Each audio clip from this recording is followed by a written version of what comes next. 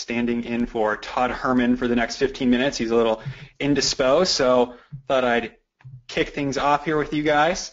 I'm really excited for today's presentation. We have a Facebook ads expert, Nick Qzx, who I had the privilege of working with on our last 90-day-year launch. I've heard amazing things about him over the last year and a half, and finally was able to work with him on a project directly, and honestly it blew my mind. I've done a lot of Facebook advertising myself and with our in-house team, but working with Nick was just on a whole nother level, and I'm really excited about the things we're going to be talking about today, mainly because I was just talking with Nick over the last 10 minutes about his presentation, and he's not only going to be sharing the high-level strategies and things that you can use even if you're, a seven-figure business, but he's also going to be applying it to any size business as long as you're using Facebook. And that's where it's really powerful, so that you don't have to tune out just because you know that we used him for a super large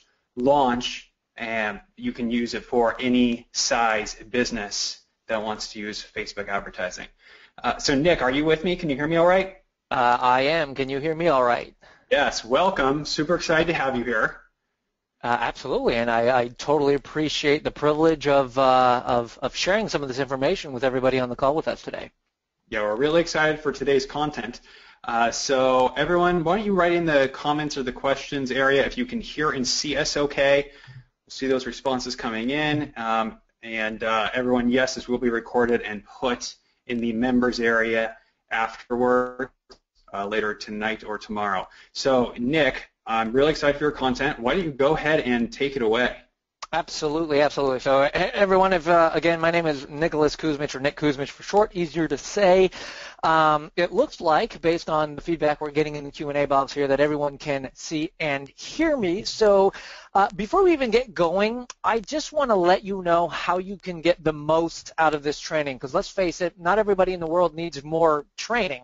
I'm sure you could be spending your time doing something else or watching a video or doing whatever you need to do, but I want to ensure that you're able to extract the highest level of value, and I'm going to try to give you the highest value per minute as I possibly can here. So how to get the most out of this training, I call it the 3 gets, and I'm going to share those with you so you can be prepared in order for you to really get the most out of this thing. So first is get the tools. By that I mean, if you're kind of more of an analog person like I might be, pen and a paper is a great way to increase retention and help you remember things a little bit better.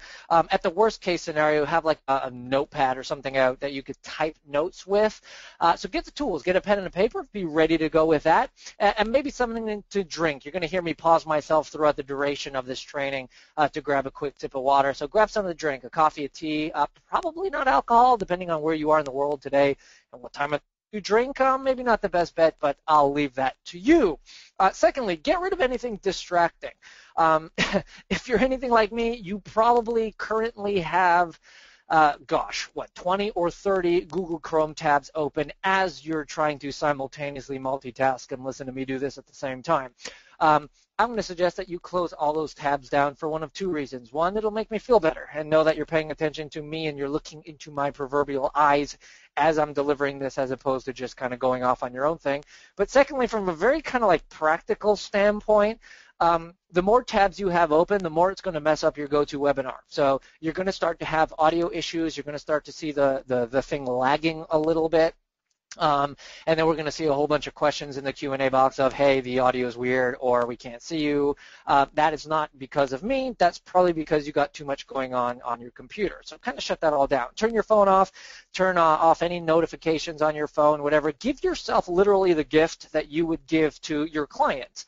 Attention, energy, and focus. Make that commitment to give yourself that. So anything that kind of beeps or buzzes or pulls at your leg and says mommy or daddy should probably be quieted now. Close the door, put a sign on the door and say, give me about 45 minutes or an hour or so, and I'll be back out. So that is the second get.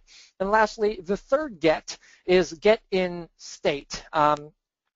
See it as this way. If potentially the next 45 minutes to an hour and 15 or hour 30, whatever it is going to be, if the next little time together was actually going to be the thing that was going to help you elevate your business to the next level, whatever that means for you, what state would you be in, and what would you be doing in order for you to take that seriously enough to get from like doing okay to where you are to really up leveling? What state would you be in? How would you be sitting? What would you be feeling? What would you put in place to make sure that you get the most of that? And whatever that is, please do that now so that we can be best prepped, so you can, this is not just going to be another hour of your time, but this is really going to be a needle mover for you, which is my heart's desire for you by the end of this. So if you've got the gets, or if you've gotten the gots, or I don't know how to properly word that properly, but essentially if you are ready to go, please type in the Q&A box right now saying, yes, good to go, fantastic, whatever you want to say, however you want to word it. Just indicate and let me know. So awesome. April says, game on. Lucas says, let's go. Yes, got it. Good to go. Good to go. Awesome. Quiet the noise. Joshua Gold, thank you very much for that. Awesome. The getting is good. I love that, Brandy. Let's roll. On the mark, get set, go, Amy says. Okay, so it looks like we're ready to go. So here's what we're going to do. We're going to cover, I don't know, about 45 minutes or so of content. Don't quote me on that, because if I speak faster, it might be a little less. If I speak slower, it might be a little bit less than that. But about 45 minutes or so of content. And I'm really excited about this because this is like real world content. This is case study based type stuff. This is not some theory I just pulled out of the air or read in some book somewhere. So we're going to do that, and then the most exciting part of these types of trainings for me is really when we dive into the Q&As. And we're going to go like really deep into Q&As. I want to make sure that every person who's dedicated this time to be with us here is going to walk away with what they need from this. So I've set aside some time to be able to give you the answers you have. So stick around to the end, and I'll answer the Q&As. And as well, if somebody will remind me, I'll have to look this up. If anyone wants my slide deck of this entire presentation by the end of it, remind me during the Q&A, and I'll be sure to look up that link and kind of post it for everybody, because some people can't take notes as fast as I can speak. So we'll want to avoid some of that, right?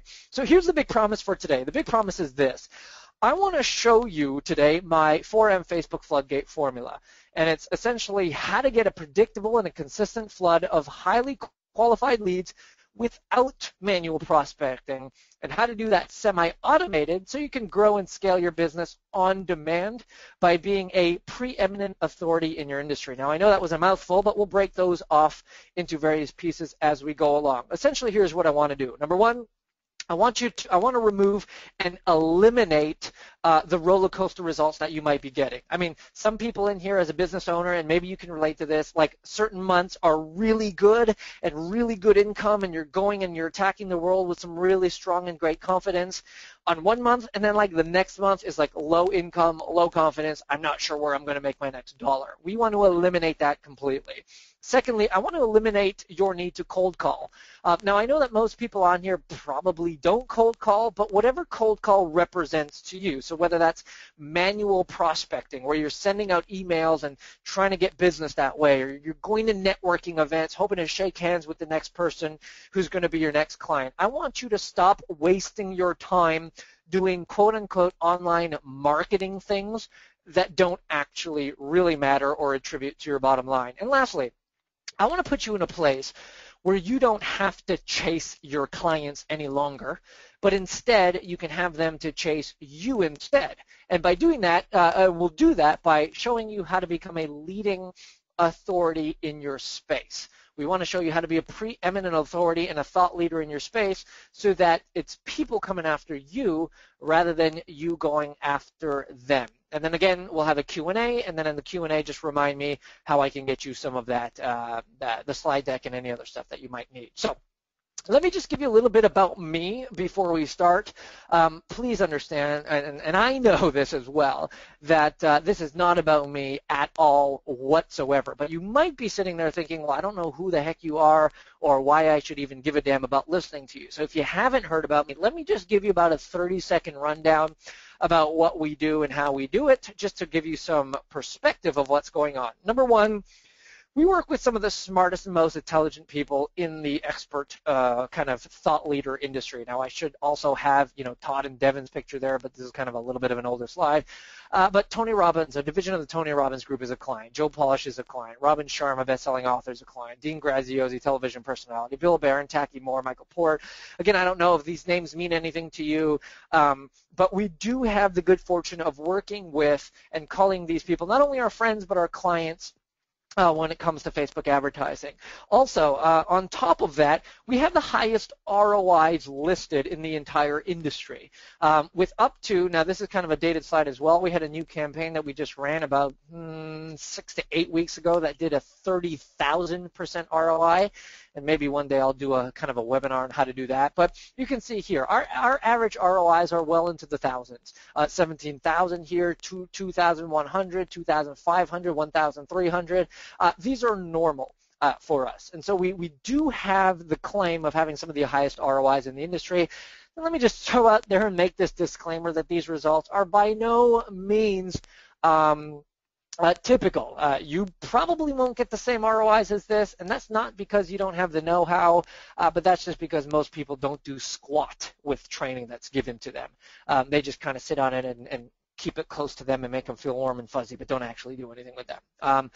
Why I say all that? Oh, someone asked, Kristen asked, what does ROI stand for? ROI stands for return on investment. So basically dollars spent by dollar out. What is the percentage of difference of how much dollars we spend into something versus how much dollars in revenue we get as a result of that spend?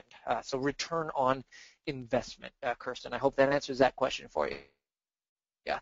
But why I say all this is really because it gives me a very unique perspective about what works and what doesn't. Again, not some arbitrary kind of anecdotal stuff off the top of your head. This is real life, works every day. Now, please note that when we're talking about Facebook ads, which is really the conversation we're having today, always see Facebook ads as the proverbial iceberg analogy, right? So 20%, right, the part that you see above the water, and it's the part that most people talk about, are like the ads themselves or the technical aspects of the platform. But the real gold in making a Facebook strategy work for you is understanding what's actually happening below the surface. So I hope this is okay with everybody, but the reality is the technical stuff you can probably learn just about anywhere. I mean, you could go YouTube now, how to set up a Facebook ad, and it'll teach you how to do that. I don't care too much about that, plus I think it's a boring conversation to talk technology for the next 45 minutes. So instead, what I'm going to do is I'm going to show you the surface, below the surface gold. I hope that's cool with everybody. In fact, let me just kind of check in real quick to see. Just type in yes, that's cool, no problem. If we're going to talk more about the strategy and the structure of things more than just kind of the technology of it. So awesome, bueno. Yes, please, cool, yes, yes, yes, bring the goal, bring it, awesome, yes, for sure, yes, awesome. All right, so let's kind of dive in. People, just to give you a kind of further kind of perspective as we kind of bring, this intro portion to a close, if you will, people who have actually taken this information that I'm about to show you today and have applied it. Again, hearing the information is one thing. It's not going to benefit you much at all. Those who take it and apply it are the ones who are getting really massive results. For example, here's a screenshot of a client of mine. That's another ROI thing there. Here's a screenshot from a client of mine who generated, look at that, 92,209 leads. And if you'll see in the top right corner there, from October 2nd to October 14th, so in only 12 days, generated just over 92,000 leads at an average cost of 77 cents per lead in one of the most highly competitive spaces out on the internet, which is the health space. This particular client went on to do $7.6 million in revenue in about 26 days. Again, you're not going to do this, so don't hold me to that, but I just want to show you what's possible, because what I'm showing you today is the exact process I used for them that you can use in your business. Here's another example. You can see in the bottom right there, 10,183 leads generated in 10 days at an average cost of 78 cents per lead. this campaign is currently yielding $38 for every $1 spent on it. So very, very good and powerful stuff. And all of this using, again, the 4M Facebook Floodgate formula that I'm about to teach you right now. So this stuff works, but enough about these people. What about you? Before we get started, I really want to know the answer to this question so I can help custom tailor some of this information specifically for you. And the question is this. What is your biggest quote-unquote problem or struggle? You can replace that word however you want, but what is your biggest problem or struggle in getting or generating more leads for your business? Giovanna says, building my list. Excellent, which is exactly what we're going to talk about today. Lori says, just starting out in the new space. Annie says, list building. Great. Anybody else? What is kind of the biggest situation you're having? Greg says, I don't have a paid product. Michelle says, understanding retargeting in Facebook. Awesome. We'll address some of that. Conversions, Rebecca says. Clients are too busy to spend time on Facebook. Oh, we'll address that too. Cost and money wasted. This is fantastic stuff. I'm great. So Shlomi says, I'm new, so who are you? People don't know you. Awesome. We're going to address all of this. Looks like list continues to come up over and over and over again. Nikki, good to have you. Good to see you. Nikki Brown, awesome. Converting them into evergreen funnel traffic once I got them. Beautiful. So we are going to, is Facebook B2B? All right, awesome. So whatever your problem is, whether it's unreliable results, whether it's information overload, whether it's trying to build a list, whether it's unknown in your space, whether it's all these types of things, whatever it be, we're going to touch upon any of those. And if I don't get specific enough into any of those, please let me know during the Q&A session, and we'll definitely address those things. Now, I believe, yeah. Sorry, I just want to let you know that I'm here. I'm back from my appointment, and I just got a text message from Devin, and he said, "Listen, I have these guys super pumped up, so please don't ruin it." So I won't steal any thunder now. I'll let you take it away. All right, thanks, Todd. It's great to be here with you. So, looking at that then, I believe that most people's greatest problem when it comes to understanding the Facebook platform and utilizing that to build their business is not necessarily list building or conversions or retargeting or how to get known in their space. I think those are all important, but I believe that the real issue here is that you don't have a real plan or a real strategy or a system. I mean, most people there's so much confusion in the marketplace. There's so much jumbled information out there about what it takes to generate leads and to build a business and how Facebook advertising works. So what, the tendency happens to be is you listen to training after training and you buy that person's training and you listen to that webinar and you read something new on a blog somewhere or you hear about a new platform and you hear about it working and you try it for yourself and it doesn't work and is extremely frustrating. And most people go from like attempt to strategy, haphazardly attacking their marketing without really having a true strategy or a system or a plan in place. Most people are chasing kind of shiny objects or going from plan to plan, one to another, not really knowing what they're trying out, but just trying it, and as a result, feeling a little bit lost, a little bit frustrated, and a little bit concerned. And we want to kind of alleviate all of that today because tactics, which is what most people teach, may make a few sales. And I think, Todd can agree even in his space when it comes to goal setting and all that. Anyone can teach tactics, and that can help you get a few results. But it's really the strategies and the systems and the methodologies that underlie those tactics, which is really what's going to allow you to build your business. So I'm going to show you my proven system right now because I want to treat this as though if you came to me one-on-one and said, Nick, I need you to design a system that's simple, but that gets me the highest results I possibly can. A simple marketing system for lead generation. I want you to design the best one in the world for me, one that's proven to generate tremendous ROIs. What would you do? This is exactly what I would walk you through one-on-one if we were kind of doing this together. So the lead generation system, in my opinion, comes down to 4 key elements, and I call these elements the journey. So, if you want to kind of picture this as a map or a journey, lead generation comes down to 4 key things. Find, attract, capture, and convert. I'll say that one more time. Find, attract, capture, and convert. Now, if that is the journey that we need to go on, then the map, if you will, the blueprint or the system that we lay on top of that, or the straight line strategy, which is my 4M formula, is this: message, market, magnet, mechanism. I'll repeat that one more time: message, market, magnet, and mechanism. Now, when you put it together, this is essentially what it looks like. You're going to start with finding your message. Then you're going to start with identifying and crafting your message. You're then going to find your market. You're then going to attract using your magnet, and then capture and convert using your mechanism.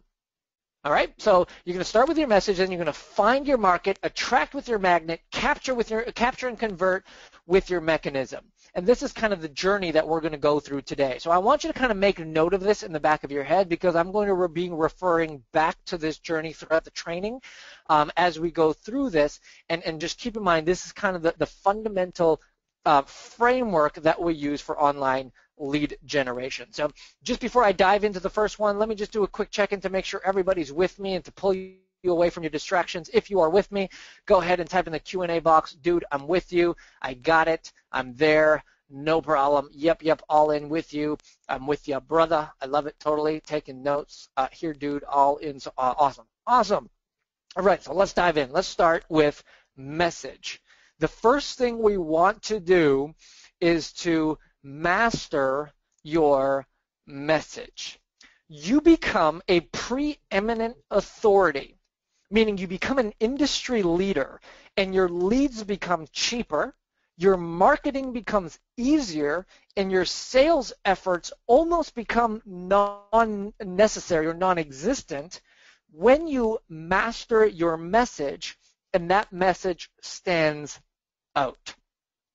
I've read somewhere that, we've gone from like back in the 70s or something like that to being exposed to like 500 ads a day to now as many as 5,000 ads a day, or probably even more. I mean, it's almost like everywhere you turn, every website you visit, every time you drive down the street, no matter where you are, you're being exposed to thousands and thousands and thousands of advertisements.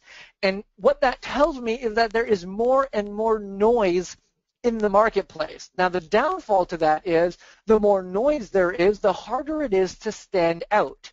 So if your message, or if what you are saying is what everybody else is saying, and if your promise is what everybody else is promising, then you're just noise. You're like beige, right? It's just bland and beige. You blend in, and nobody is taking notice here. So one of the first things, that we're going to just kind of come out and say is avoid being a generalist and being all things to all people. We can't have a message that is what everybody else is saying, because a lot of people out there are like, well, if there's a lot of noise in the marketplace, I'm just going to yell a little louder.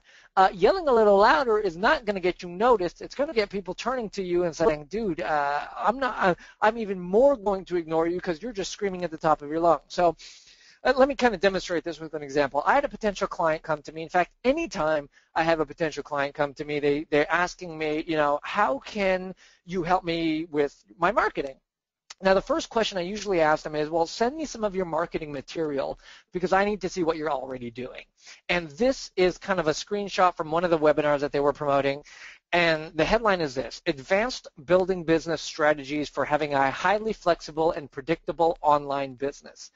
Now, I don't know how you feel about that, but to me, that's just blah, blah, blah, blah, blah, blah, blah. It's saying the same old crap. Yeah, showing us as two-worded. Yeah, I mean, it's literally just saying the same old crap over and over and over again. I mean, what does that really mean? Advanced business building strategies for having a highly flexible and predictable online business. Everybody's just saying that stuff. So why would I want to be engaged in something like that when it just sounds like what everybody else is doing? So how well do you think something like this would do? The answer is not very well at all. See, what we have to realize as entrepreneurs and business owners, in fact, let me ask the question here. What do you think is the commodity that we are all competing for in today's marketplace? What is the commodity? And this has changed from before. Everyone's got it nailed it right down. April says time and attention. Matthieu says attention. Jen says attention. Some say time and attention, attention, eyeballs on our stuff. Yeah, that is essentially it. Attention is the commodity that we are all fighting for. Why? Because everyone has, the proverbial ADD right now. It's like everyone's trying to do 10 things at once. It used to be back in the day that attention was assumed. So if I put a video in front of you, I would assume that you would watch the thing so I could focus on persuasion and influence. But now, information is overloaded. The average customer, the term that I use is infobesity. The average customer or consumer is overloaded with information, and so they're distracted. They have, Chrome tab after Chrome tab after Chrome tab after Chrome tab all open. So just because you have a video that has some really, really good content in it, or an ebook with some great content, please understand that people are not paying attention, and we first have to vie for attention. So how do we do that? We have to go from being noise to being the song. There's so much noise in the marketplace right now, and people are shouting the same message over and over and over again. So if you're just shouting the same message louder than everybody else, that's not going to get you noticed. Here's what you have to learn how to do. Annie, thank you. Infobesity, love that, and we'll take credit. Awesome. When your competitors are shouting out there, instead of shouting louder, here's what we do. We whisper. See, when everybody else is shouting and you just whisper, you have the ability to draw your ideal customer and client to you. So how do we whisper? Well, this is how we do it. We internally use 3 different processes. We call process number 1, turning your ideas into IP. Process number 2, finding your what-why matrix. And number 3, crafting your big idea. Now, for the sake of time, we can't get into all of these because this in and of itself will be a 90-minute training. But let's just focus on part of the second process there, the what-why matrix, because I believe that every message out there is comprised of 2 main components, your why and your what. Now, your what is the content. But your why, in my opinion, is kind of the energy behind the content. You see, in today's world, content is no longer king.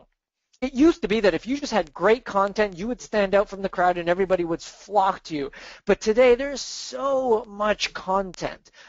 Information is abundant. And people can, who's the 22nd president of the United States? I have no bloody clue.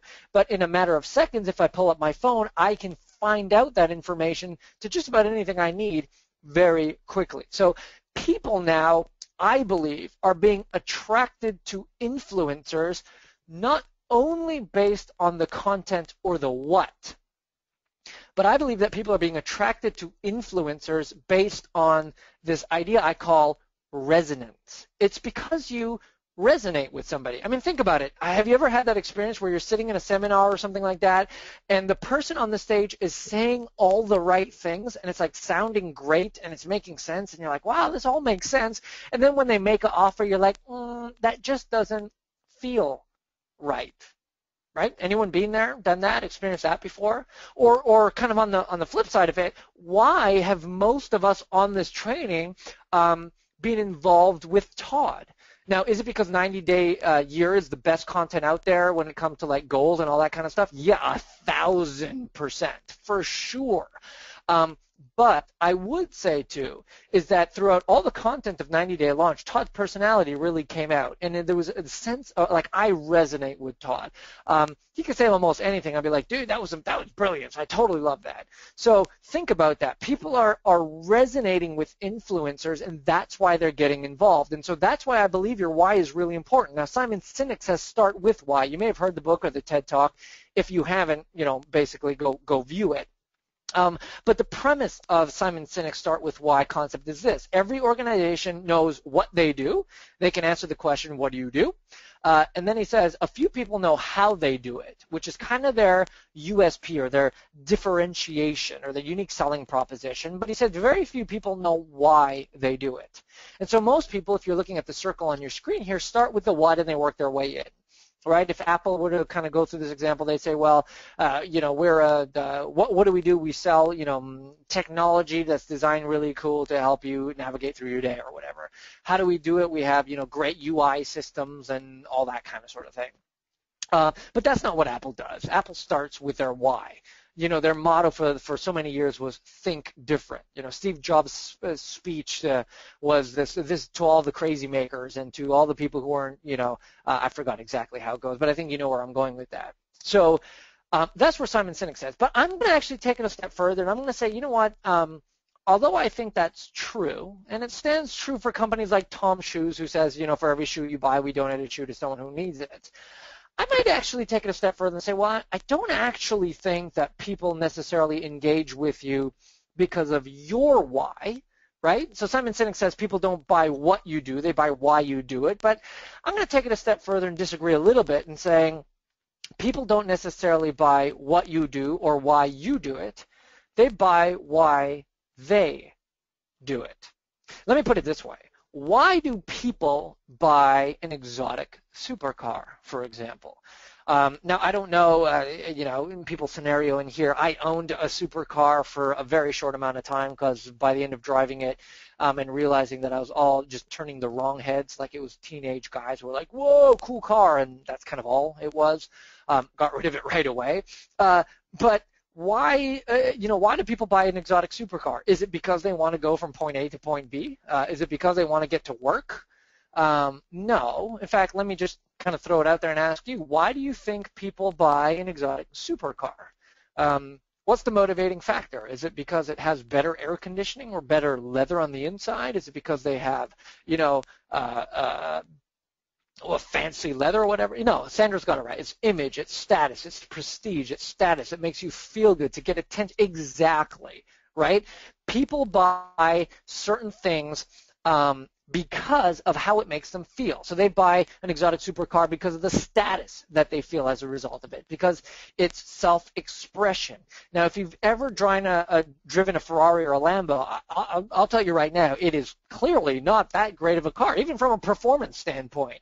But one thing it does do is it turns heads. So think of it from another perspective. Why do people wait in line, maybe even overnight? And if you're like Todd and in New York, in the cold, for goodness sakes, why do people wait overnight in the cold so they could get the latest iPhone when it comes out? Now think about this. If they waited just 2 bloody weeks later, they could walk into any Apple store in the entire nation and walk in and walk out in 10 minutes with the thing. But instead, they're waiting. Why? I think, Melanie, you landed on the head, so they could tell people about it because they want to be to say, I was the first. So think about this now, how this relates to your business. See, more powerful than the why of what you do, the why in terms of what the market's reason why they want it is actually something that you really have to tune into much more clearly than almost anything else. Because if you can shift your business from selling only results to selling feelings and experiences based on the whys of your marketplace, you will be much, much better off. See, Apple is not actually selling technology, okay? In fact, they just hired last year the former CEO of Burberry. Now hold on a second here. They hired the former CEO of Burberry, a European fashion company, to work in their product line. Why would they do it? Because Apple is not selling technology, friends. Apple is selling lifestyle. Apple is selling luxury, and they're appealing to a totally different part of the brain when they do so. So, conclusion here, more powerful than the why you do what you do is tapping into the why of your clients and customers and the marketplace, right? Nobody, ladies, buys a Chanel purse because they're looking for something to keep their phone in. It's everything beyond that. So this is the energy behind your message, and it's really the subconscious pushes and pulls that are really going to allow you to stand up in your marketplace. So here's the takeaway from point number 1. I know we spent a little extra time on that. I apologize. But here's the takeaway. Identify the why in your marketplace and then lead with that in your narratives that you are presenting to the marketplace. And when I say narratives, I simply mean your stories, your content, your ads, your communications, your videos, all this kind of stuff. All right? So identify the why of your marketplace, the underlying subconscious why of your marketplace. Identify what those are, and don't sell results, sell feelings and experiences that tailor to this why, and lead with that in all of your narratives. Again, this is only one half of one part of our three-step process here, right? Turn your ideas into IP, craft your what-why matrix. We just talked about the why there and crafting your big idea. But here's a question, right? Kind of bring it home for you. What would happen? I mean, you heard about my examples and you heard about some of this other stuff, but bring it home for you now. Make it very clear. What would happen if you really tapped in to your market's why? And I don't want to make this rhetorical. Let me actually just kind of throw it out there into the Q&A box, if you will. What would actually happen for you and your business if you tapped into your market's why? And go ahead and communicate that with me kind of in the Q&A box. Go ahead and write it in your notes as well, but go ahead and write it in the Q&A box. And he says, money explosion.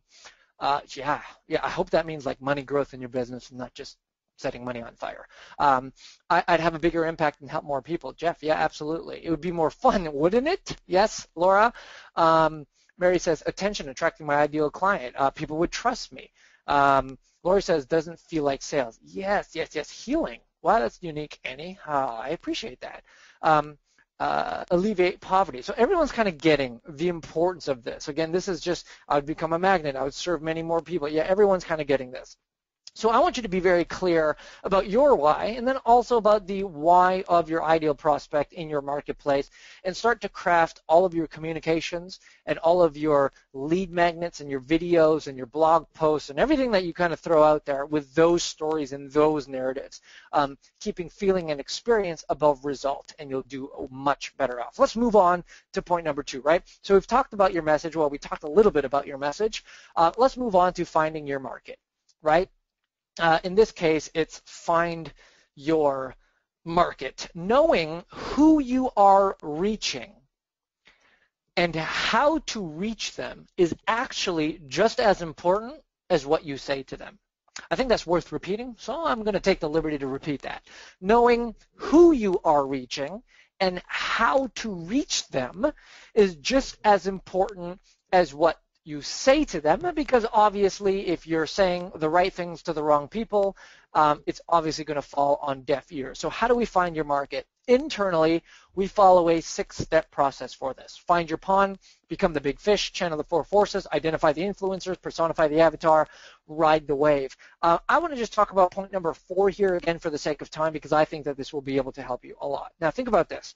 Nicholas, I'm just going to stop you for a second. Yeah, 100%. Would you say that the market part of your 4-step process is one of the biggest leverage points in the process? Meaning, and it's basically a leading question, but from some of the examples that I see, even in the commentary inside the 90-day year, is like you just got done giving a great example of Apple.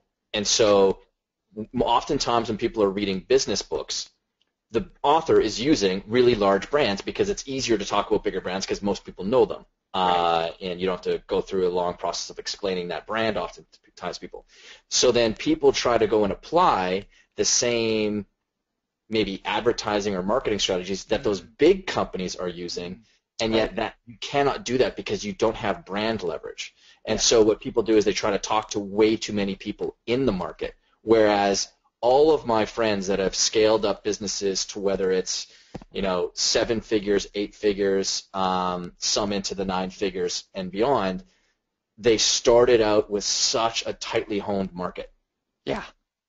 In fact, that's when we kind of design our systems, it's kind of the deciding between do we put market first or message first. But 100%, it's the question of do you want to be a big fish in a small pond or a small fish in a big pond? And what most people think is, well, a small fish in a big pond because there's more people to feed off of, and the answer is absolutely not. The clearer you are about the market, and we're going to actually talk about this in this module here, but the clearer you are about being very specific about who you're communicating with, the easier everything else in the process fits into place. Yeah, it's great. Sorry, I'll let you continue on, buddy. Yeah, for sure. And to Todd's point here, actually, this is a great point. The pinnacle of most, and a great segue, by the way, it's almost like we planned it. The pinnacle of almost all advertising has always been a 30-second slot in a Super Bowl primetime, network show. Because I know back in the day it used to be like $1 million for a 30-second slot. Now I believe it's closer to 2.4 million or something like that for 30 seconds. Now I ask people all the time, well, I mean, there's a couple of questions that revolve around that. One of the questions is, why would people spend $2.4 million, not people, why would large corporations spend $2.4 million for 30 seconds of a spot during Super Bowl? And the obvious answer is exposure. People think that the more people who can see my message, the better. But as Todd alluded to here, I like, and when I'm speaking on stage and asking kind of in front of a larger crowd, I ask the question, well, if I could give you $1 million Super Bowl slot to reach the exact same number of people, but I could do it for only $10,000 as opposed to 2.4 million people. So let's say we can reach 50 million people for pennies on the dollar for only $10,000. And I'm going to ask this question live. This is not a rhetorical question. Like, respond in the Q&A box here. If I could give you the same exposure, 50 million people reach for only $10,000, which is the equivalent of a Super Bowl ad for pennies on what people pay, how many people would take me up on that? $10,000 for 50 million people reach. Some people say, yep, I got one no, sure, yes, yes, yes, no brainer, yep, I will, no brainer, oh no, and then brainer, got it. Hand raised, yeah, yes, probably everyone. Awesome. You guys are totally proving the point and leading to what we're trying to say here. I would think that you out your mind if you were to do that. And here is the reason why. Because number one, I want to show you that we have something way better, because literally in the next 30 days, by the way, let's just kind of throw this on a side note. For everyone who said, yeah, I would, I can easily get you 50 million person exposure by 14 days from today for $10,000. So if anyone actually really wants to take me up on that, gladly, I'll give you my name and my number. You give me a call, and we'll take care of that for you. Now, I would advise you against that, but if you want to do it anyways, and I'll take care of it. But here's something better. Let me show you from two perspectives. Number one, if Facebook were a country, it would actually be the second largest country in the world. Right now, as of today, there's approximately 1.4 billion active monthly users who log onto the Facebook platform every single month and utilize it. And growth trends are showing that it's actually going to be soon the largest, so even larger than China in terms of population. Now think about that. When was the last time you had access to show your message to over 1 billion people at your fingertips with just a few clicks of a button for only pennies on the dollar? The reality is that was never available to us before. What was next to impossible without massive multi-million-dollar advertising budgets like Super Bowl ads now only scratches the surface compared to what Facebook can do for you and the active Facebook community. Because all of you can do that with just a little bit of know-how. Now, this all means with 1.3 billion, active monthly users on there, in short, what that means is that your customers or clients are on Facebook. I don't care what type of industry you're in or who you're trying to go after. I can almost guarantee and assure that your client or customer is on Facebook. You just need to know how to properly reach them and communicate to them in a way that serves them best, and then you've tapped into a gold mine here. But let me show you how that gets even better, and here's where we're alluding to it, and maybe where Todd was segueing to the point.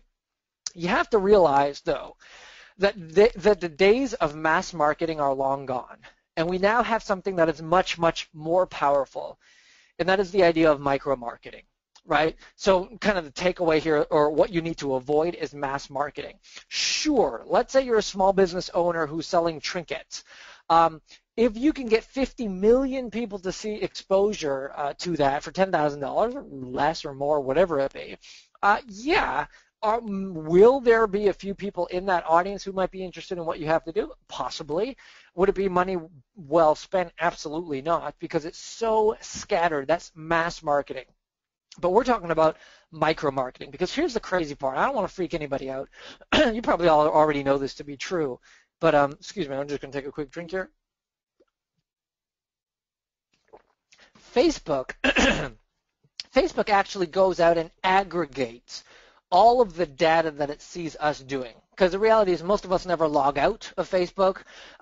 We have it on our mobile phones, we have it on our desktop, and even when we're not on Facebook, we're logged into Facebook and browsing other kind of sites. So despite, Facebook's bigness, Facebook's most powerful leverage point is that more than just being a social media platform, it's actually a data aggregation platform, and it has the ability to target very small. And here is where actually the real money is made. Okay, the days of quote-unquote shotgun mass marketing are long over, where you just kind of throw yourself out there, you hope it sticks on the wall and people respond. We now have the ability to laser target on Facebook, and Facebook is a master of this. So let me kind of quickly show you what I mean. Let's say you're in the diabetes niche, and this is a real-life example because one of our past clients was a doctor that could help people who had type 2 diabetes. Now, you can easily throw out a general ad for everybody to see, hoping that a few of them have type 2 diabetes, and that may work or it may not, but you're going to get very little ROI with that approach. Or you can show an ad specifically to people who've indicated that they have some sort of involvement with type 2 diabetes. And that's exactly what we did for this guy.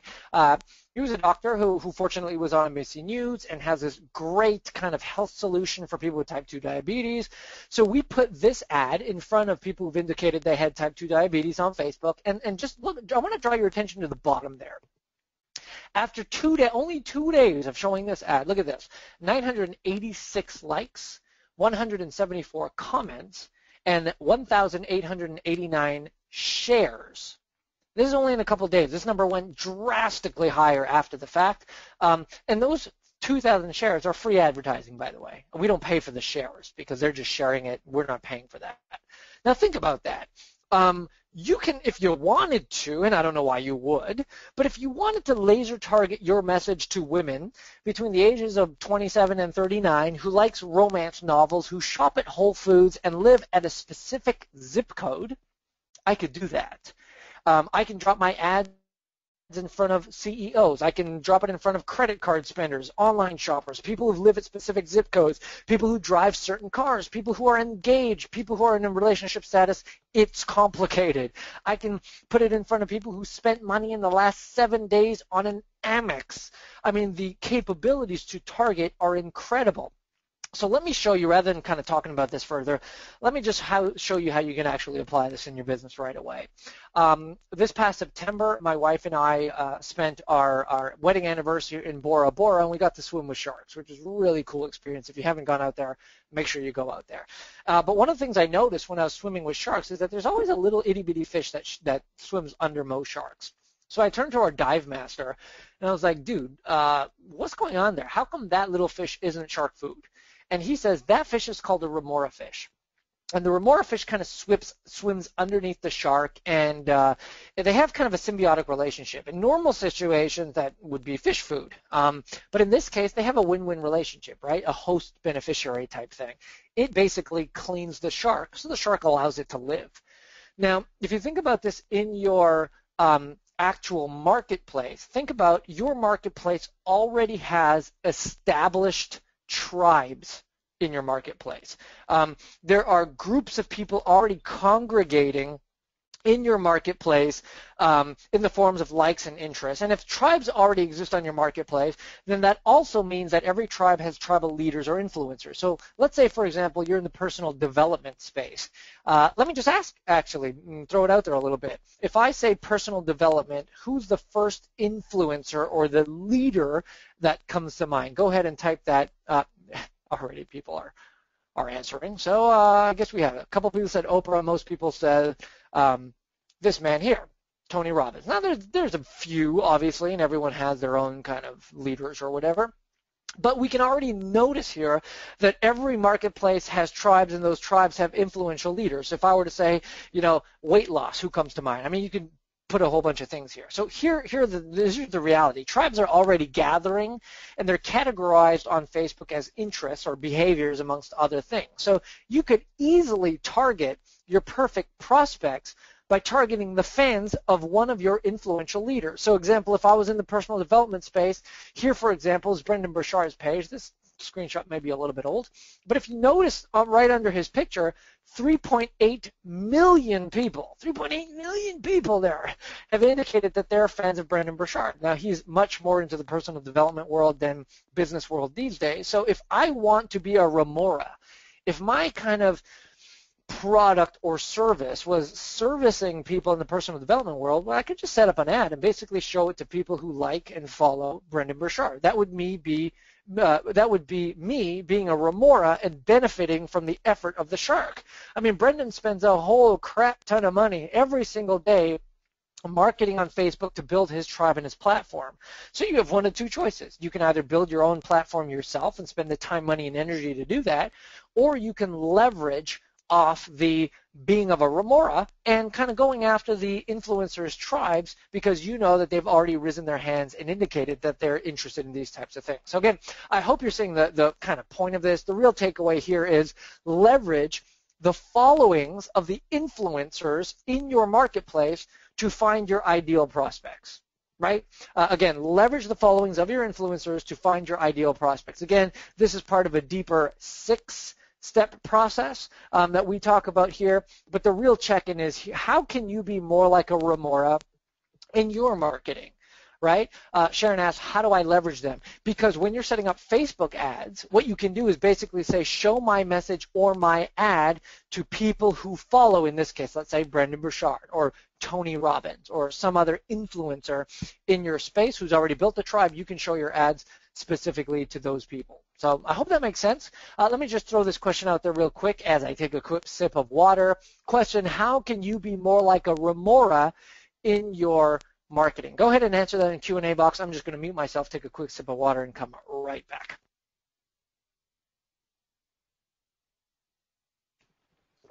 Right, so we're getting people saying, well, I can leverage influencers. I can find people, Brandy says, I can find people who like the show Vikings. Great, I don't know what that show is, but I'm assuming that people who like that show would be people interested in your marketplace. So think about that. Think about your marketplace, identify who the influencers are, and then on top of that, decide how you can leverage off some of those people. So I'm hoping that makes sense. Now, moving on real quick, because we're going at a little slower pace than I thought we would. So we talked about mastering your message. We talked about finding your market. Now let's talk about attracting them using your magnet. Or in other words, attract with your magnet. The point here is don't be the moth, be the flame. Or the takeaway here is he who chases loses. You see, you have two choices when it comes to marketing. Number one, you can attract to onboard your clients and customers, or you can chase, right? You can chase them, or you can be chased. You can do manual, ineffective prospecting, or you can have a lead generation system that's going to attract the right people to you. I have a picture of here. We're going to call him Mr. X because I don't want to call anybody out. But essentially, there's a guy who was looking to fill his live events. He had these personal development live events all the time. And what he literally did was he signed up for all these other personal development events. He'd show up to them, and he'd try to like network like a ninja. I mean, he'd go to everybody he can. He'd try to give out business cards and say, hey, you should come to my event. Very slow process. But essentially, think about that. He's chasing his client. I mean, how do you feel when someone cold, out of the blue, reaches out to you and tries to do business with you?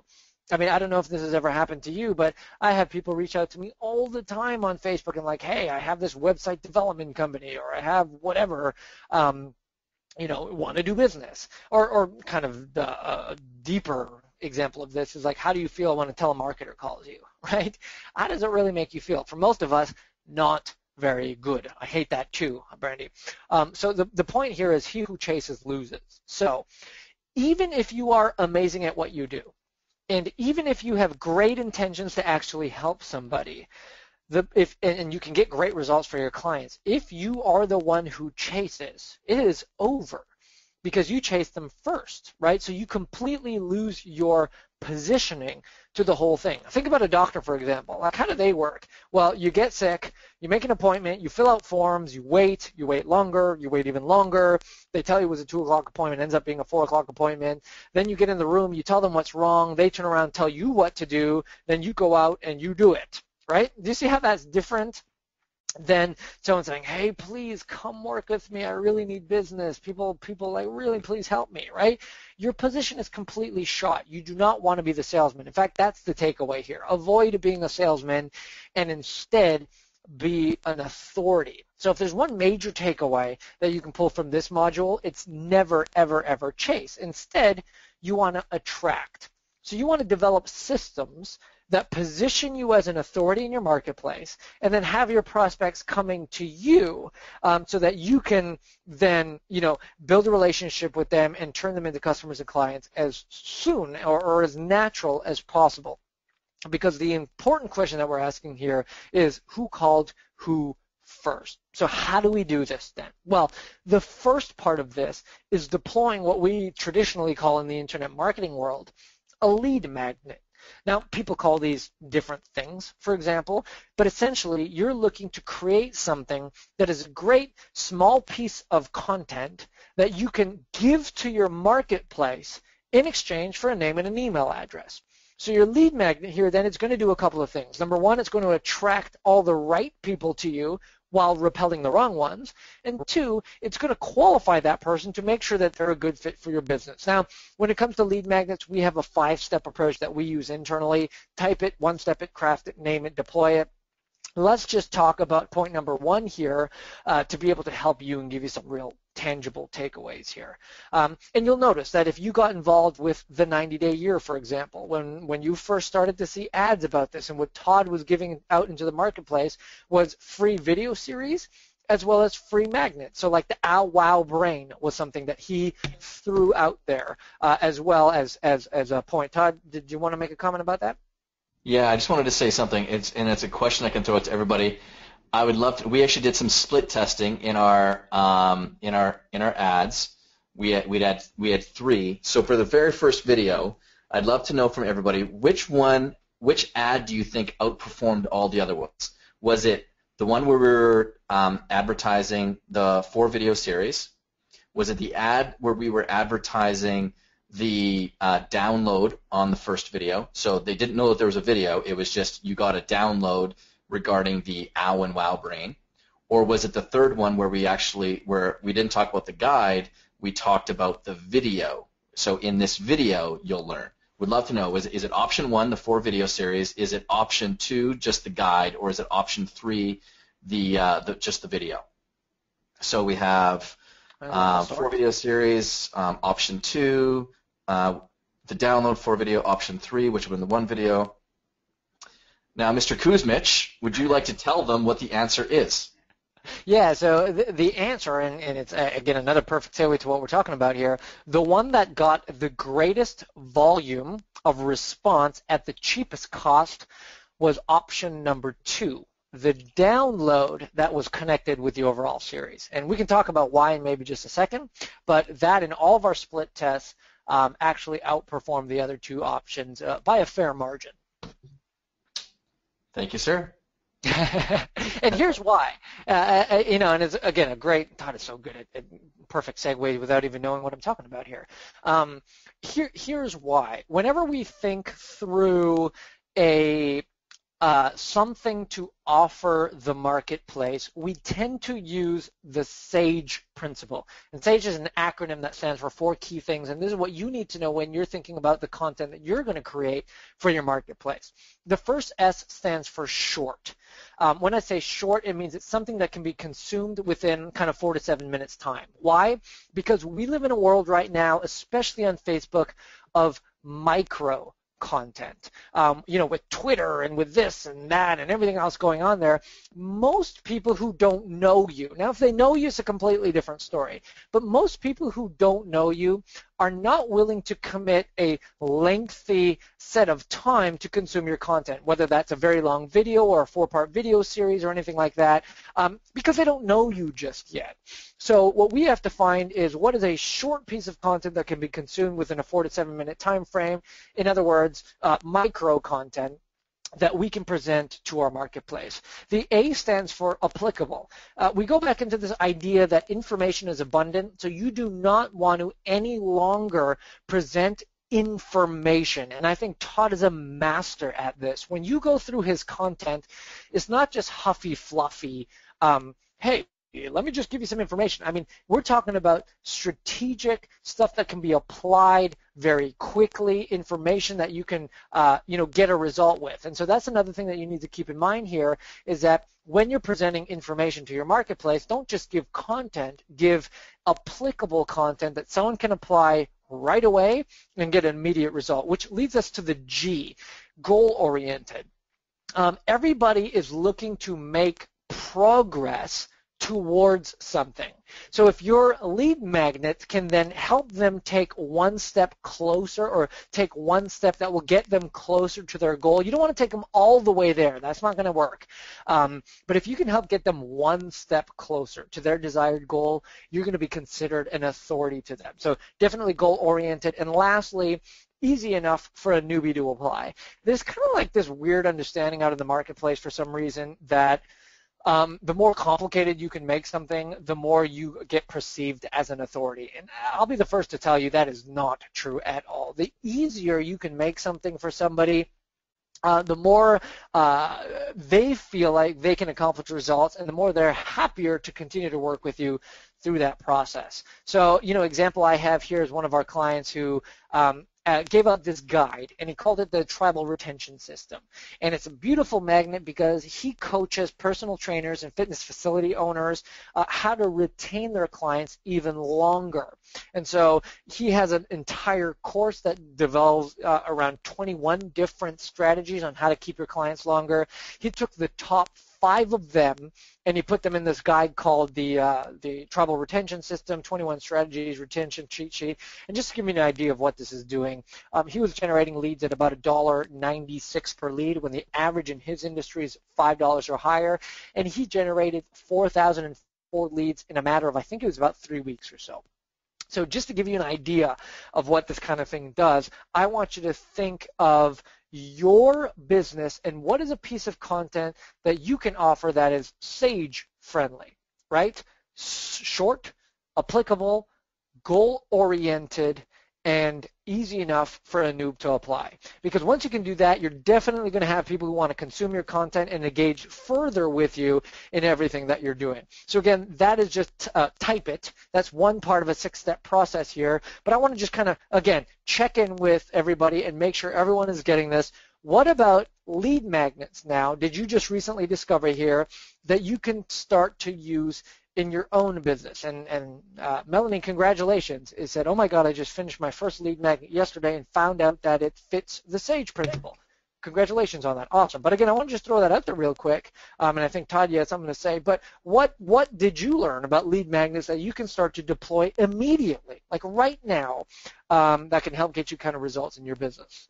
Yes. So Michelle asked the question here, what about offering a discount for a membership program as a lead magnet if our site is already content rich? Well, I'll answer that first, and then you can tell me if I'm right or wrong on this. But as a lead-in, if people don't already know you, if it's a cold lead, that's a big ask because, again, you're assuming that people would know what your membership program is.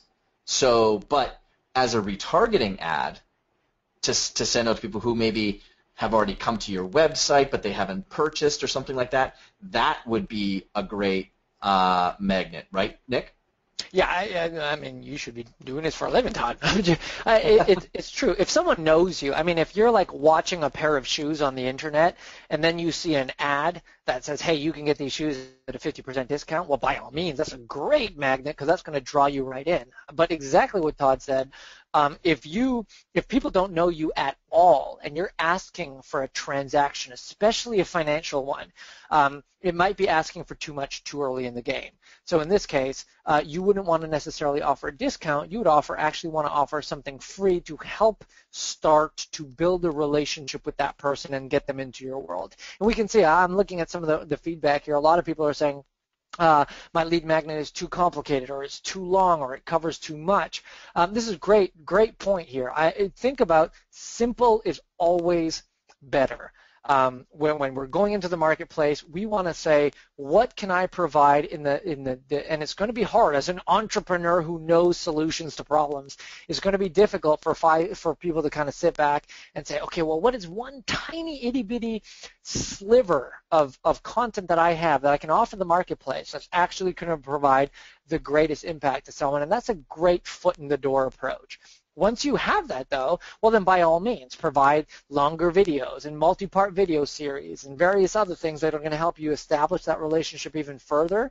But as an initial contact for somebody, you always want to think, what can I offer that's short, simple, and follows the SAGE principles? Todd, do you want to say anything else about that before we move on to the last kind of module here? No, and I mean, a lot of us get this stuff wrong. I mean, this is precisely why I bring in super smart consultants like Nick into our stuff, because sometimes we're so close to it that we overcomplicate it, or we can't see the forest through the trees. And I mean, that's why I brought in Nick, because when we did our first launch back in June, we did the 4-video launch thing. That was what our ads were. And I mean, we were spending somewhere around, I don't know if you remember the number, Nick, when you came in and took a look at it, but it was somewhere around $6.85. Well, that's a lot of money. That was for cold traffic. And the reality was we didn't earn the money back on those ads. So bringing in Nick, he can quickly, because he does this. I mean, this is his ninja sword that he has. He was able to kind of cut through the noise and all of a sudden turn it into something that we were doing. Our costs went down by more than 300% because of bringing in Nick. So even good smart people get it wrong. If I was qualifying myself as good and smart, so. But I'll let you take it away, Nick. Yeah, awesome. And Greg, I hear you said that in the last question there, I have an 11-part video series, but it's very basic, 3 minutes each, and it's basics in my niche. Is that generally too much? The content is not too much, but I wouldn't lead by saying, hey, I have an 11-part video series. That's going to scare a whole ton of people away. If you start with one of them and say, hey, I've got this short 3-minute video that's going to show you X, Y, Z, that's probably going to serve you a lot better than that. We'll get into some of that in the Q&A for anyone who has any questions about that. So segueing into our last point here, right? We've talked about how to master your message and craft it. We talked about how to find your market and kind of take advantage of the influencers in your market space who do all the heavy lifting already for you. We've talked about how to attract using your magnet. And again, we could talk so much more about each of these things, but I hope you're getting tangible takeaways that you can apply right away. And lastly, we want to talk now, how do we capture using your mechanism?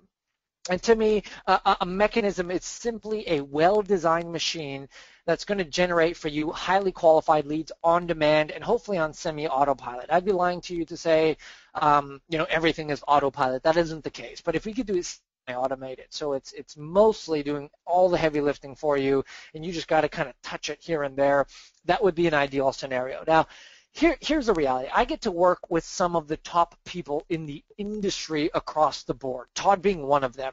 These are the A kind of level, top-notch guys who really have their businesses dialed in. And in fact, most of the people who work with me have to have $1 million plus businesses. Some do tens of millions and some even higher than that. But what it does, it gives me a very unique perspective. And one of the perspectives that you gain from people who really have their businesses dialed in versus people who are just kind of playing and trying to grow or whatever, the key distinction is this. They don't do marketing. Let me repeat that again. They don't actually do marketing. What instead they do is they have marketing machines or marketing systems that do all the heavy lifting for them. So they're not like kind of going by the seat of their pants and figuring out, oh, let's try this marketing tactic or let's try that one. They have systems that work. See, very few people that I speak with and consult with actually have systems, right? They do marketing, or they have some sort of Apache process or some sort of a promotional strategy that's kind of fly by the night that they deploy because they read some training somewhere, or they do kind of launches or JV deals and they try to figure out how it works, but very few people actually have predictable, consistent, automated or semi-automated systems like Todd does, which, in that case, if they don't have it, sometimes it works and sometimes it doesn't. Sometimes you do it because it relies on you and sometimes you forget to because it relies on you. but very few people have consistency. So here's what you need to avoid. You need to avoid tactics, strategies, and magic bullets.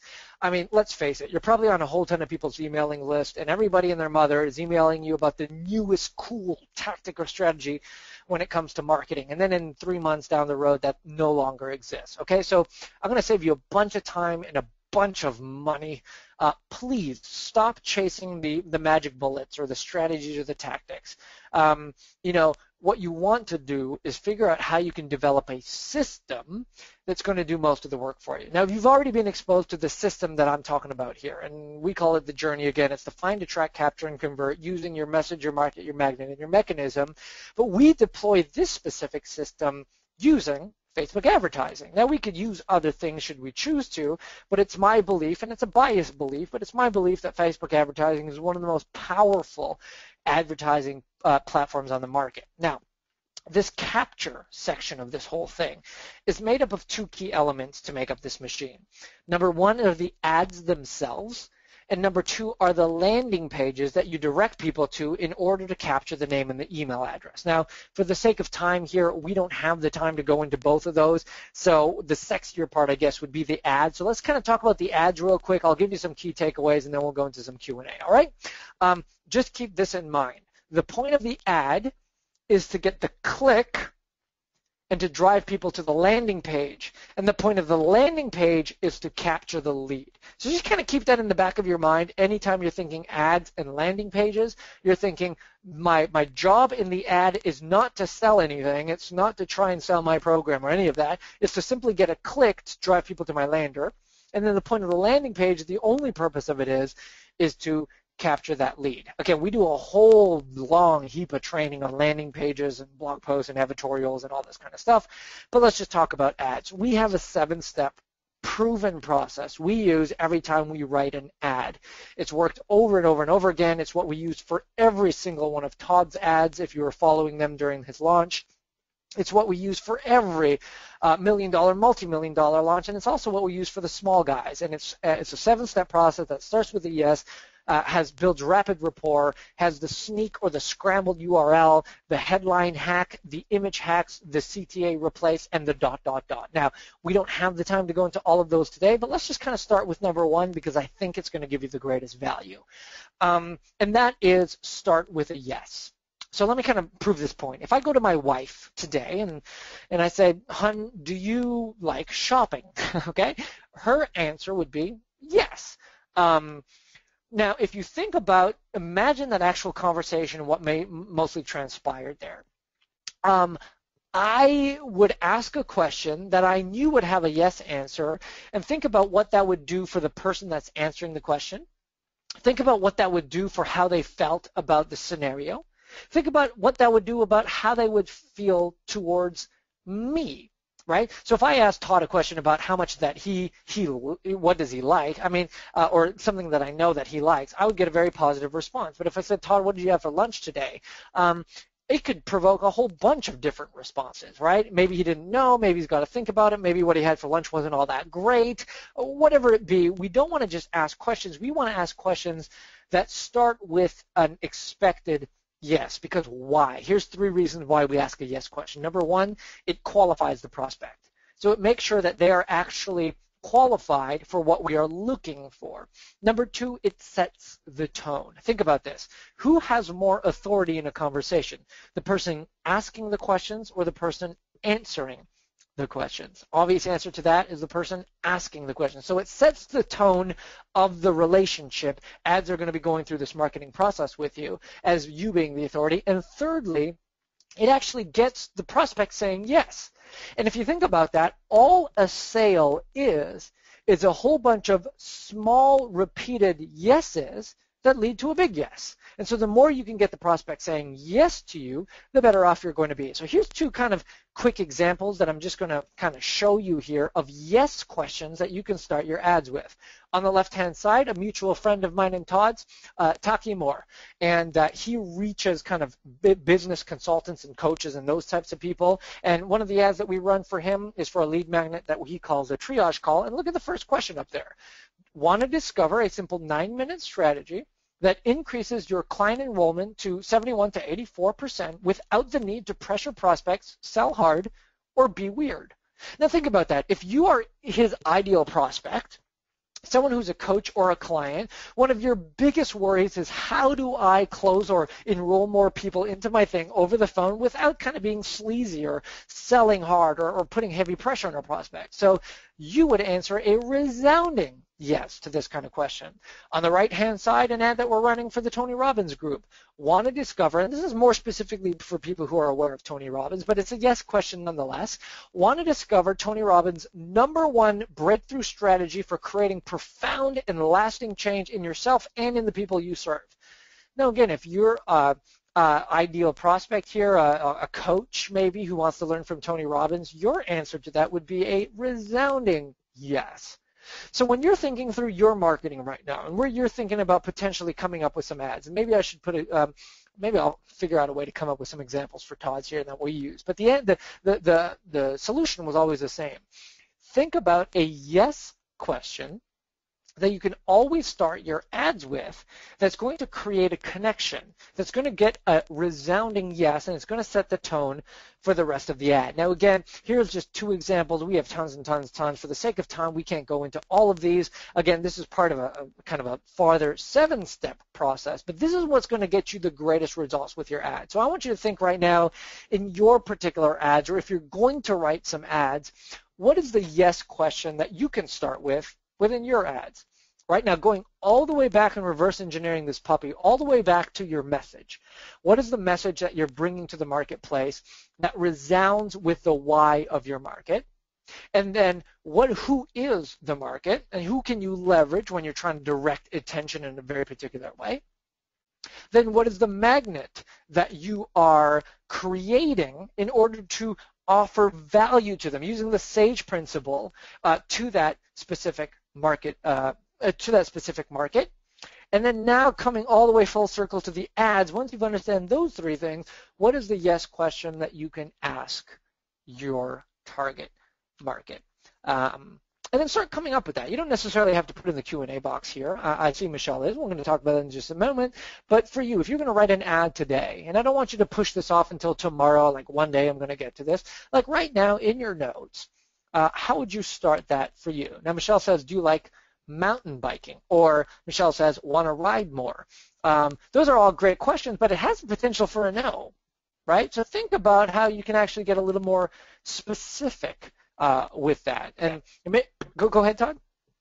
Yeah, I mean, I was going to say that this was one of the big insights that we got from working with you was this, and it's a nuanced question. Like, it isn't like, those are 2 really great examples that if you work with them, you can get a great response. So just like Michelle has here, and Michelle, thanks for actually submitting something in here because it's very helpful. But yeah. You want to ride more for who, right? So it could be something more along the lines of want to discover a simple tweak you can make to your mountain bike today so that you can ride more without, saddle sores or something like. I mean, that would be playing more with the nuance, right, Nick? Yeah, that's exactly the approach. You want to think about the nuanced answer, and you want to be very specific in the question. I mean, look at the one on the left, right, that we use for Taki, and we're mentioning numbers, we're mentioning very specific things, and we are also addressing some pain points. So here it's like 9-minute strategy, increase enrollment by 71 to 84%. No need to pressure prospects, sell hard or be weird. Like, we're getting very kind of specific with that. So I hope that makes sense there. Yeah. And the great thing about this though is because it's not like a quick yes/no answer, but what it does do is your ad does the heavy lifting of qualifying people before they even get to the landing page, which is what minimizes your ad costs. Because if you want to go so broad and so big with your promise, because you're trying to throw this big net out there, well, then your conversion rate on your landing page is going to go down a ton. Right. And now you just spent a bunch of money to lose a whole bunch of money simply on your landing page. Right. Yeah, and that's the key here. I mean, it's staying congruent with your landing page and getting the highest qualified lead at the lowest cost you humanly can in order to give you a range there to be able to take some time to convert that and turn that into a return on investment. I hope that makes sense. I love all the answers coming in here. Maybe we should just kind of spend some. Someone had this funny one about are you an Indian guy who wants to put on more muscle or something like that? That's funny. Well, we'll get into. In fact, that's a perfect segue. So, Todd, if you don't mind, literally, me and you could probably riff on this for another 2 hours, and I could go on and on and on and on and on. In fact, I specifically have a 2-day event where I kind of do all of this for you with my clients. I don't need to mention that here if that's inappropriate, but there are resources out there if you're interested in how to really dialing this in and that sort of thing. But what I kind of really want to do here, is kind of turn it over to everybody on the call and go into like a Q&A here. I know a lot of people have questions. I know. Oh, geez, we're technically almost on the 90-minute mark. We're 10 minutes short of that. But I do want to spend some time answering specific questions for people to make sure that you can walk away with kind of the greatest value from this. So, Todd, I don't know what the best way you want to do that or how you want to do that, but let's jump in. For people on the call right now or on the training right now, what area of getting traffic off of Facebook and onto your pages do you struggle with the most? Have you not spent any money on ads yet? And so you're unsure about how to make that system, like how to navigate that system. If that's the case, then essentially there's a million videos out there you can go and watch on how to do that kind of stuff. So the value with having Nick on here right now is maybe something more specific. Leah has something on here where it's like her ad costs are going all over the place from day to day. And I mean, Nick, I don't want to pull a ton of the process out of your business, but can you share like one or two like really good ways for people to be thinking about how to be structuring the ads inside? Because I mean, that's a really big part of this process and making sure that we're not buried under the weight of ad costs. Right. Great question. And I think so there's two mistakes. There's a mistake that I see most people make, and then there's one process that I think everybody needs to know when kind of setting up some of the bidding and how to approach their ads. So number one, a rule that we always follow is, and I apologize for anyone not running ads, this will make no sense to you, but the ones who are, you always want to run one ad per ad set, and that one ad set should only focus on one target at a time. I see this mistake being made all the time where people put multiple ads in an ad set, and in those ad sets they're trying to target 40 or 50 different people at the same time. The problem with that is once you start getting feedback, you have no idea which audience is actually giving you the results. So if you were to separate, let's say I was in the personal development world and I was doing, ads and I was trying to target, let's say, Brendon Burchard and Tony Robbins as my audiences. I would have one ad set with one ad going to Brendan's audience, one ad set with one ad going to Tony's audience, and then I would sit back and watch the numbers because I want to know which audience is performing better. Now, technically, I wouldn't have just one ad. I would have two ads because I want to split test the things that are going to give us the highest rate of return. And in Facebook, it's primarily images. So you can have the exact same copy with two different images, and image one might outperform image two by a long shot. So if you're setting up ads and ad structures, keep in mind one ad per ad set, and each ad set is only focusing on one target audience at a time so that you can actually gauge the result of that. The second thing to make sure you don't go broke real quick is to, once you make an ad go live, you want to watch it for about 24 hours. It takes Facebook approximately 24 hours to optimize an ad. Watch it for 24 hours, and as soon as it is in a range that you are not happy with, and so I read some people were saying, my click costs are too high, or my lead cost is too high. As soon as you see an ad within 24 hours outside of the range that you're happy with, you turn that puppy off immediately. So, for example, when we were talking with Todd and running some of the ads early on for the campaign, we had a cutoff point of $6. And Todd said, that's the most I'm willing to spend for a lead because that's what we paid before. So we knew that any ad that was generating a lead over $6, within a matter of hours, we were turning that puppy off. Fortunately, the vast majority of our ads were closer to the $2 range, so we were able to keep going with that. But I think those are two big things, right? Number one, turn off ads immediately that are not working, so you don't break the bank on it. And number two, make sure that as you're setting up your ads, they are distinguished enough from each other with one ad per ad set and one interest being targeted per ad set so that you get actual real live data about what's working and what's not, and you can make much more educated decisions about how you want to approach things. I can't stress this enough for people.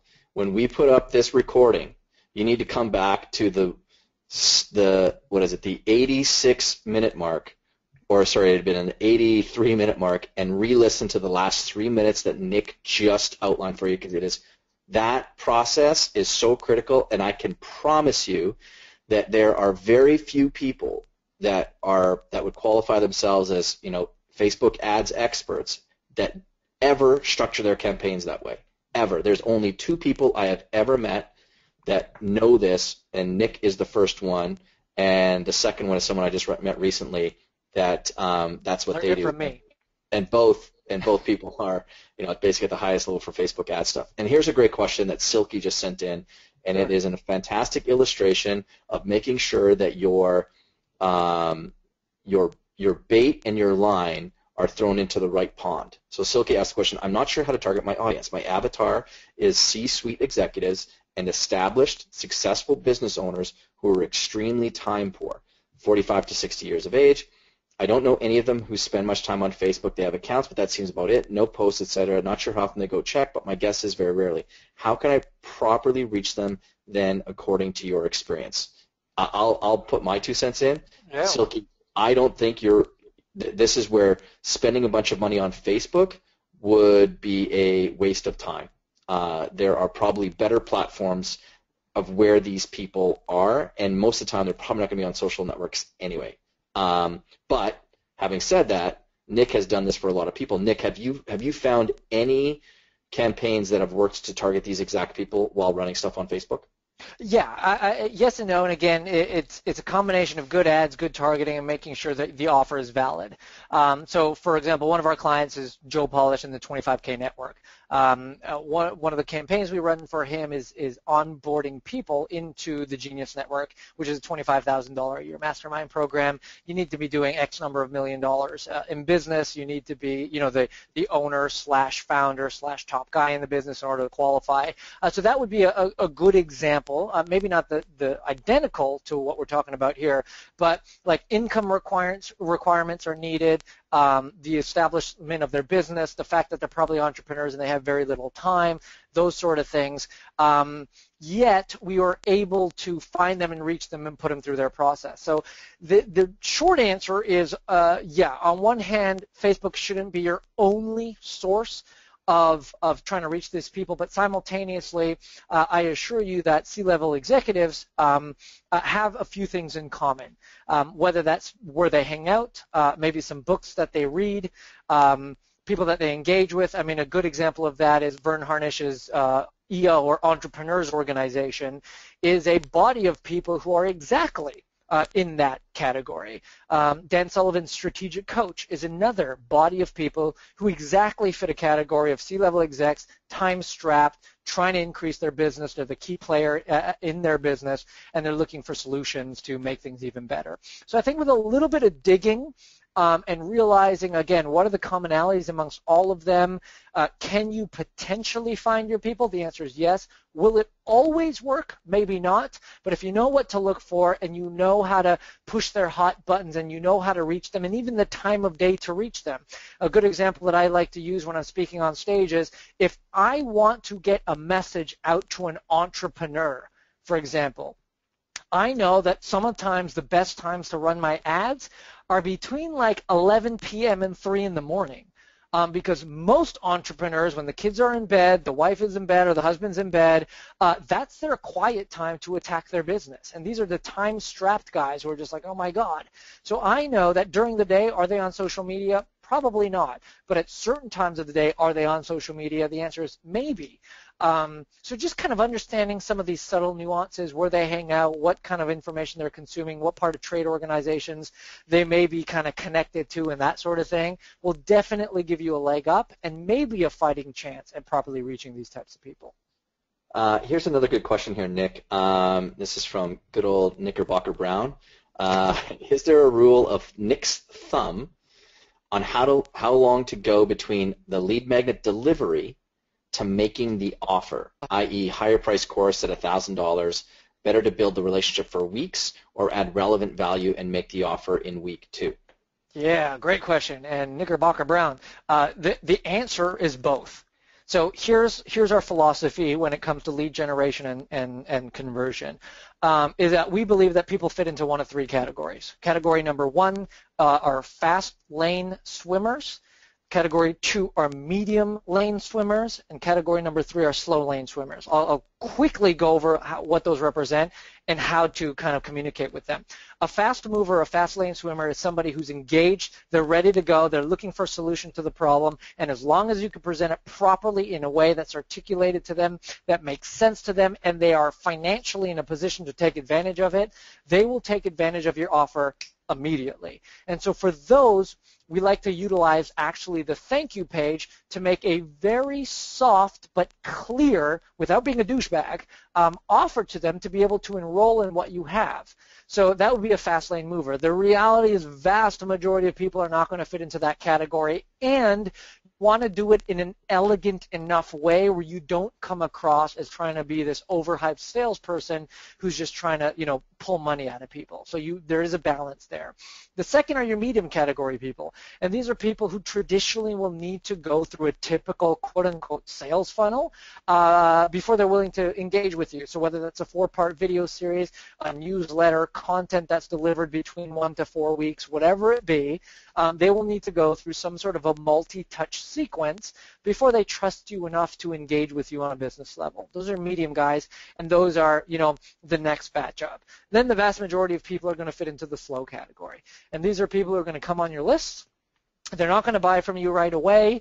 They're going to go through your funnel and still not buy from you, but they are still interested in what you have to offer. So they are more not so much no's, they're more not nows. And in which case you need to have a process, kind of a long haul process, that's going to nurture them a little bit, spend some time, build some relationships. They're going to consume some content over time, and then at some point a light bulb is going to go off. The timing is going to be right in their business to say, yes, now is the time. And we're going to have to accommodate for those people as well. So the answer is not either or, it's all 3, as long as you can do it in an elegant way that actually serves the client and not tries to take from them too quickly. Yeah, and I mean, the answer to some of this as well is really contingent upon the conversion system that you have in place, right? Like, I mean, I could start running ads tomorrow for anywhere between, say, a $20,000 and $50,000 program, and I could have money in the bank by Friday afternoon because the conversion mechanism would be a one-on-one call with me. Right. So if you want to leverage content delivery, so email drips and that kind of thing, it's going to take you a lot longer to get the money into the bank if I am willing to use basically human power, which is getting on the phone with someone. So again, a lot of this can be dependent upon, what your conversion system is in place. Right. Great point. So, I mean, for you, Nick, have you seen it where you have that, where it still works that after people have the lead magnet, where you can give people who are those fast lane swimmers saying like, hey, if you want to get started now, here's our office phone number, or here's, what have you seen work well? Yeah, well, I mean, because a lot of our clients are in the high ticket space, and so they're selling, things between $5,000 and $150,000. In which case, that correspondence has to happen over the phone. I don't know too many people who can sell cold, something that's in the 10,000 plus range without a little bit of warm up.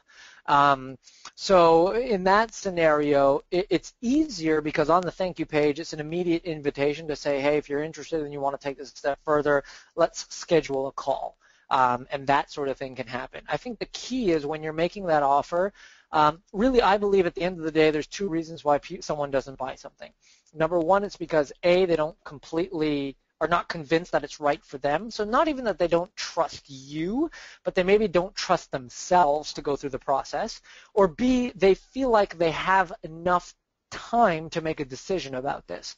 So if you can eliminate those two things of I don't trust myself to be able to do this, and two, I have all the time in the world to make that decision, you can help kind of accelerate a process. So on a thank you page, for example, if you have a time-sensitive offer, and one that's quote unquote, commonly known as a one-time offer, and something that's very irresistible and articulated in such a way that kind of overcomes the objection of I don't think I'm ready for this, and you put a time deadline around that eliminates that objection of, well, I have all the time in the world, then you can kind of move people a little bit faster than maybe they're normally comfortable doing. So offers for strategy sessions or enrollment calls, offers to get on the call with somebody, or even kind of lower ticket items can easily work as a quick, fast-paced offer, as long as it's done in such a way where you're not trying to be over salesy in the process. Yeah, and I mean, a quick example, just even the e-commerce space, because I know people, there's a good, healthy chunk of people inside the 90 year that have nothing to do with, service-based businesses or coaching or something like that. So, those of you who've shopped on Guilt.com before, and we can do it in the question area. What does Guilt do right after you buy? What does Guilt do right after you buy? Waiting. This is where I need the Jeopardy. The Jeopardy music here. How to include that in there? Well, nothing but question marks. What Guilt does right after you buy, so basically they're landing, you just converted actually into a customer. They give you free shipping on your next purchase if you buy it in the next hour. So that's another example of them getting you to try and go back in and consume more and buy more stuff because you're going to get free shipping. Right. So, there's all of the people get into this kind of deer caught in the headlights or, oh, well, this only works in coaching. It's bullshit. It works across, and every single, I go into the biggest advertising agency in the world here in New York City and worked with them for, 6 years now, and they have these exact conversations around their big brands of IBM, American Express. They're talking about conversions and landing pages and what works and what doesn't work. But they're leveraging sometimes, brand recognition in order to make that happen. But, pay attention to this. Pay attention to what other people are doing. Now, here's the thing. Don't necessarily copy what everyone else is doing, because the ultimate question is, okay, well, is this actually working? Or do the numbers work? Because 9 times out of 10, all those ads that you're seeing on Facebook are not converting properly. Great point. Unless you've seen it being run for a very, very, very long time, those are the only ones to be really paying attention to. Because I know people, they've got little swipe files where they take screenshots of it and they're like, oh, I really like that ad. Well, did you buy, though? Because if you didn't buy, then I'd be questioning, because remember what I tell people all the time, validate with a credit card. Don't validate with, yeah, I really like your idea, Nick. That's, I really want a heated dog bowl for my dog bowls. That's a great idea. Great, $25. You can pre-purchase right now. Oh, well, I don't have my credit card on me. Okay, well, now I know that you're not going to be my buyer. So, pay attention to how long the ad has been running for, how long you've been seeing it. So, even my next 90-year launch, you'll see some similar ads rolled because they were our highest converting ones. Those are the ones to pay attention to. So let's do one more question, because I really respect your time, Nick. You've given us a ton already. And, even actually going back to our last question that Nikki just asked, this is a perfect example. Nick came into our community to share his ideas, and there are fast lane swimmers already in the chat area saying, hey, how can I hire you, Nick? That's a fast lane person. And then there's medium and slow and all that kind of stuff, but we're not even pitching anything. So although I would say that if this is a 90-day year theme for you, which is driving traffic off of Facebook, and you do have the capacity, just freaking go and learn from Mick, because I've got the capacity to go and hire a whole bunch of people, but I'd much rather just hire the person who's the number one guy. So let's do one more question. Did you see a question that you wanted to tackle, Nick? There's so many, so I'll let you pick them so I don't offend. Okay.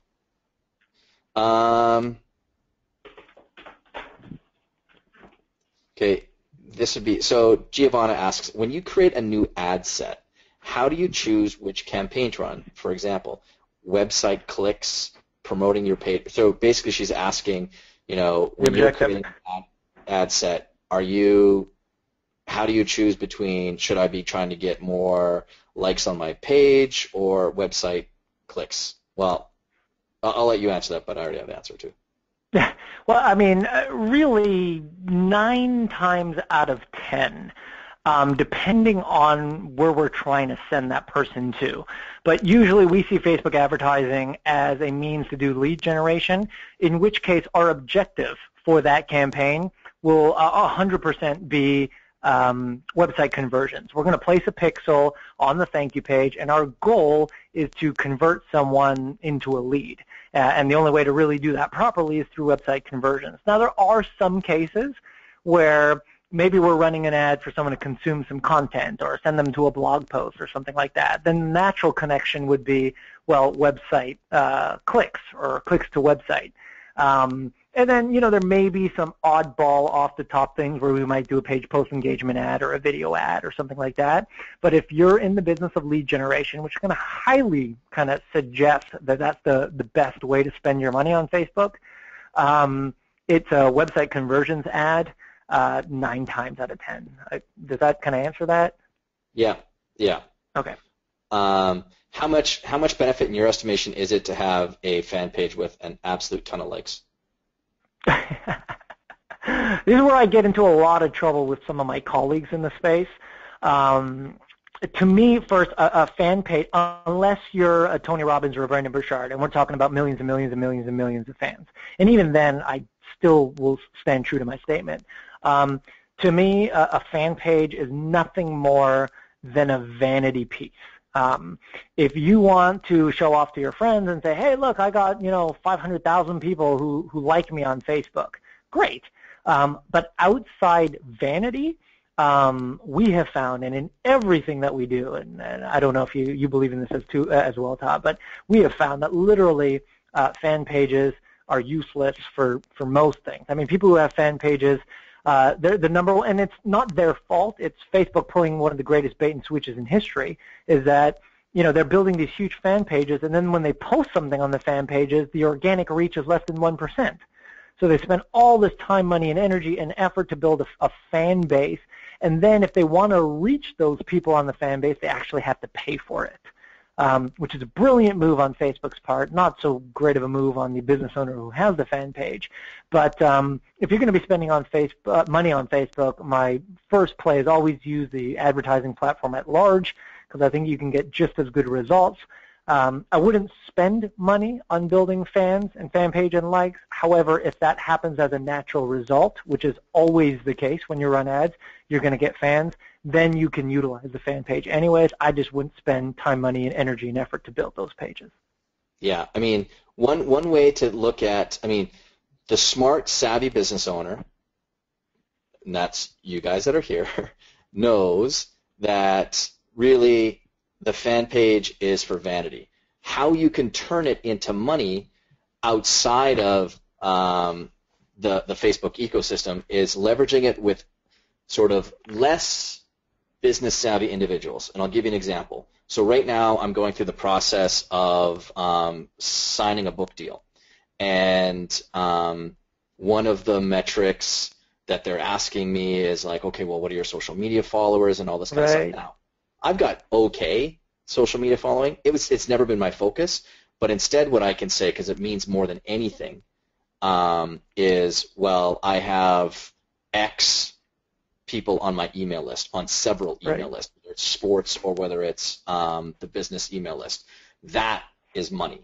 So, someone like Tony, when he's going back in to do another book deal, you can leverage all those things as assets in the mind of the publishing space, because the reality is they're just not savvy. Like, they think that having 3 million people on your fan page is like, wow, that's amazing. Well, I mean, we know that to be the contrary, but to them, and that could be the difference between you getting $100,000 signing bonus for your book or advance for your book and getting, 1.5 million for it, because they know for a fact you're basically guaranteeing them that you're going to be on the New York Times bestseller.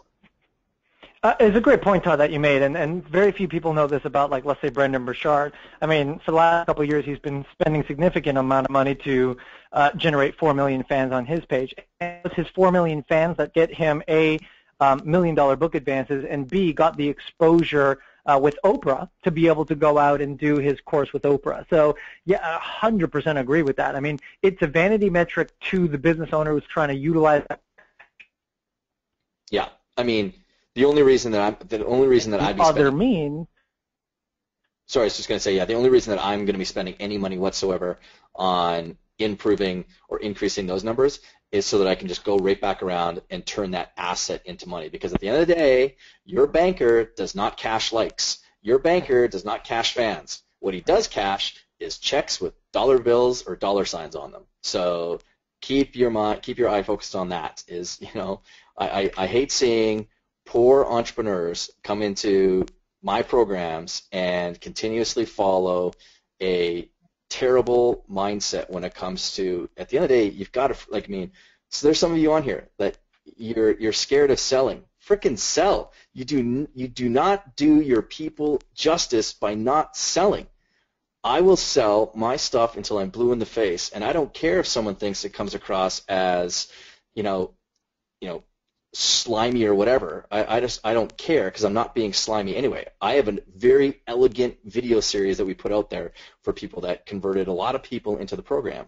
And some people go into other forums and they, knock the process and all that, and I'm like, good for you. You can stay poor forever. Here's what I get the chance to. I've got over 1,000 people just in this community that I get to hopefully make just a tiny little impact on their business and their life. And same thing goes for everybody here. You do nobody any good by playing small at this game.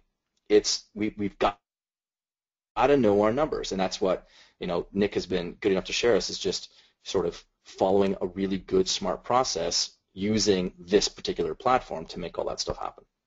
Right. So, Nick, you're a champ, buddy. Appreciate it. Where can people go to find out more about you? Where can they go to, reach out to you? Yeah, you can go. In fact, I'll just type it out because my name is not the easiest to remember. People say I need to change my name. If I'm in branding, I need to change my name. Let's see if this kind of works out. NicholasKuzmich.com. There you go. Typed it out. NicholasKuzmich.com. That's where you just find all things me. I have my blog there. I have a whole bunch of other stuff there if you need anything. Or I heard some people in the Q&A box asking about our 2-day event. That's not how you spell intensive, but if it was, that's where you can find out some details about that as well. So yeah, I really, anything you need to find or add me on Facebook. I'm the only Nicholas Qzmich in the entire world, which makes it easy. So NicholasKuzmich.com, my blog is there. You can get information about all the things we do is all there. So appreciate that. Thanks, Todd. Cheers, Nick. Appreciate your time. Everybody, you stuck with us for 1 hour and 48 minutes. Thank you so much. Have an awesome Tuesday, and I will see you guys tomorrow on the sports session as well. So ciao for now, everybody. Thank you, everybody. Thank you.